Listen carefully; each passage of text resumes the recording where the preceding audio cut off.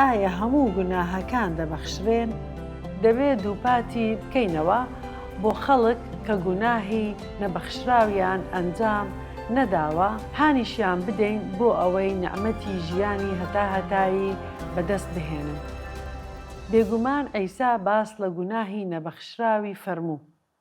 گرنگ ئەوەیە مەبەستی چی بوو؟ ئەوە پرسیارێکی شەرعیە. باسەکە پەیوەندی بە ڕوبەڕووبوونەوە بوو لەگەڵ فەریسیەکان دوای چاکبوونی کەسێک کە ڕۆحی پیسی تێدا بوو لە مەتا 12:22 دەربارەی دەخوێنینەوە. ئینجا پیاوێکیان بۆ هێنا ڕۆحی پیسی تێدا بوو.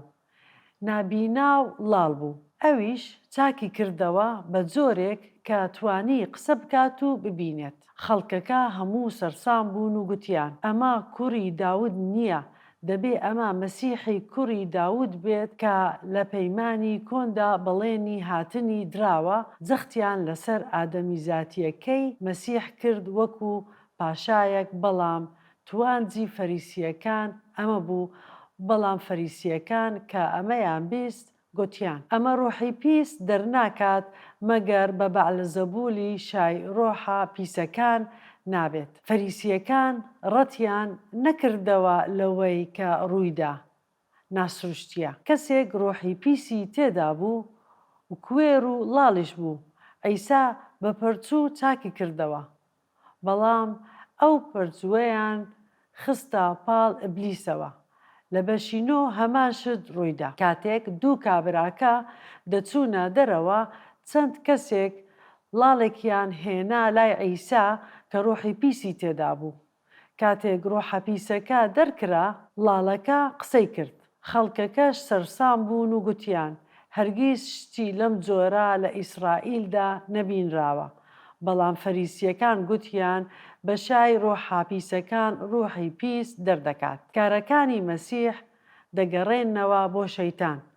لەبیرتان بێت کە مەسیح لەو گوندانە خزمەتی دەکرد، هەزاران پەرجووی ئەنجامدا. مەتە 4:23 دەڵێت ئینجا عیسا بە هەموو جەلیلدا دەگەڕا، لە کەنیشتەکانیان خەڵکی فێر دەکرد و مزگەێنی پاشایەتیەکەی ڕادەگەیان. هەرچی نەخۆشی و نەساغی نێو خەڵک هەبوو چاکی دەکردنەوە. لە جەلیل هەزاران خەڵکی چاکردەوە، نەک تەنها لە جەلیل، لە کەفەرناحومیش دوای ئەوەی خەسووی پەترۆسی چاک کردەوە.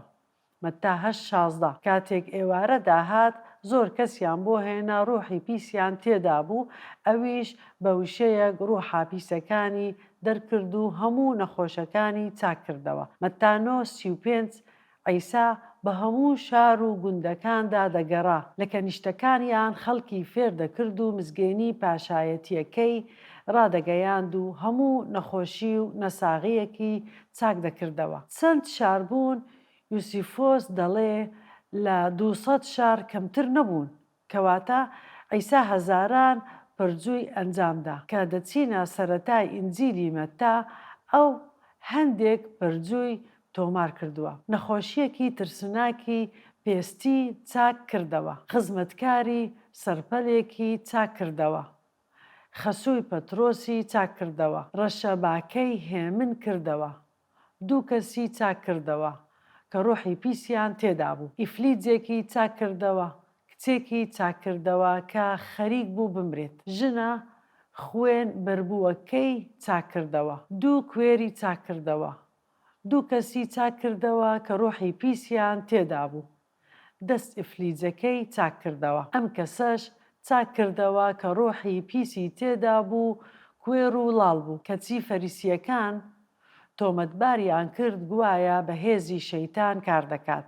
لەم ڕوانگەیەوە عیسا پێیان دەفەرمووێت لەبەر ئەوە پێتان دەڵێم هەموو گوناه و کفرکردنێکی مرۆڤ دەبەخشرێت، بەڵام کفرکردن سەبارەت بە ڕۆحی پیرۆز نابەخشرێت. لەگەڵم بیر بکەنەوە عیسا چۆن هاتە ئەم جیهانەوە.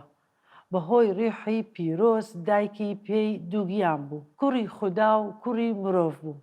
عیساش پێیان دەفەرموێت ئەوەی قسە لە دژی کوڕی مرۆڤ بکات دەبەخشرێت، بەڵام ئەوەی قسە لە دژی ڕۆحی پیرۆز بکات نابەخشرێت، نە لەم دنیاوە نە لەو دنیا. جا فەریسیەکان ئەیسای خوددا مرۆڤیان ڕەت کردەوە، وەکو ئەوەیە پێیان بفەرموێت من دەزانم ئێوە شپرزەن و پێتان وایە من تەنها مرۆڤم، بەڵام ئێوە دەزانن کە من خوددا مرۆڤم. ئەوەش شتێکە بەخشینی نییە، چونکە ڕێگا بۆ ژیانی تا هەتایی نییە ئەگەر باوەڕ نەهێنن کە من ڕێگا و ڕاستی و ژیانم. کەسیش بۆ لای باوک نایەت بە من نەبێت. جا گوناهی نەبەخشراو نکۆڵی کردنە لە عیسای مەسیح وەکو کوڕی خوددا. نووسەری سیپارەی عیبرانیەکان باسی ئەم بابەتە دەکات. بێگومان ئەوە دوای بەرزبوونەوەی مەسیحە و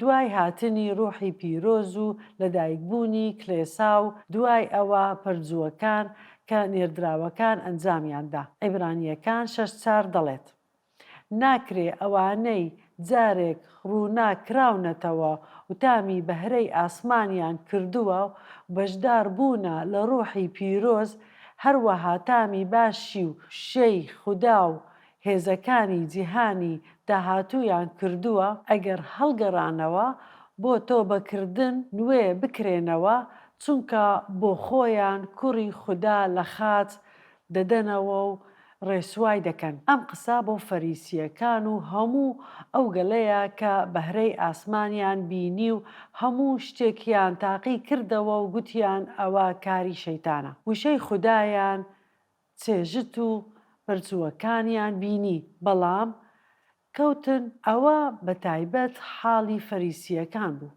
عیساش پێیان دەفەرموێ ئەگەر ڕەتم بکەنەوە هیواتان نییە، چونکە من تاقا هیوام بۆ جیهان.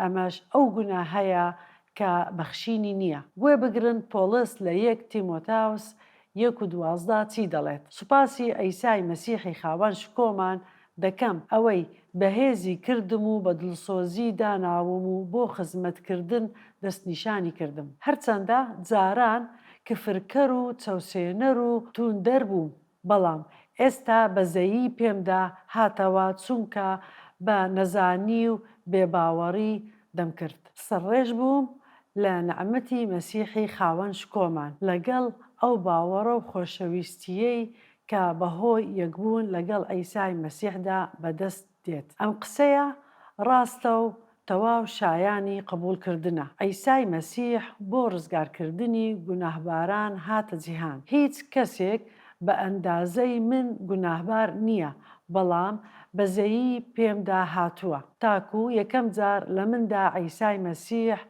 بەو پەڕی پشوو درێژی دەربکەوێت وەک نمونەیەک بۆ ئەوانەی باوەڕی پێدەهێنن بۆ ژیانی هەتا هەتایی، وەک ئەوەیە بڵێت ئەگەر خوددا منی ڕزگار کرد دەکرێ هەر کەسێکیش ڕزگار بکات. دوای ئەوە هەموو شکۆیەک بە خوددا دەدات با بۆ هەتا هەتایە ڕێز و شکۆمەندی بۆ پاشای هەتا هەتایی بێت کە نەمر و نەبینرا و تاقا خوددایە. ئامین. ئەمەش دەمانبات بۆ ئەم پرسیارە کاتێک خەڵک نیگەران دەبن بەهۆی ئەوەی گوناهی نەبەخشراویان ئەنجام داوە، ئەو هەنگاوانە چین کە بتوانین بیاننین بۆ ئەوەی دڵنیایان بکەینەوە کە خوددا هەموو گوناهێکیان دەبەخشێت. یەکەم دەکرێ شایەتی پۆلسیان بۆ بخەینە ڕوو. دووەم، مادام نیگەرانیت بۆ ئەم بابەتە ئەوە واتە ویژدانت زیندووە و ڕوحی پیرۆز تیاتدا کار دەکات. جگەلەوە پێویستە تێیان بگەیەنین کە گوناهی نەبەخشراو نکۆڵی کردنەوە لەوەی کە عیسا کوڕی خوددایە. فەریسیەکانیش ئەمەیان کرد کاتێک کارەکانی مەسیحیان خستە پاڵ شەیتانەوە. دەبێ یەکەم نامەی یۆحەنایان بەبیر بهێنینەوە بەشی 1 ئایەتی 9. ئەگەر دانمان بە گوناهەکانمان نا، ئەوە خوددا دڵسۆز و دادپەروەرە، تەنانەت لە گوناهەکانمان خۆش دەبێت و لە هەموو ناڕەواییەک پاکمان دەکاتەوە. بۆ ئەمە بەستە هات با پێکەوە پێداچوونەوەی بنەماکە بکەین. دەبێت دووپاتی بکەینەوە بۆ خەڵک کە گوناهی نەبەخشراویان ئەنجام نەداوە، هانیشیان بدەین بۆ ئەوەی نەعمەتی ژیانی هەتا هەتایی بەدەست بهێنن.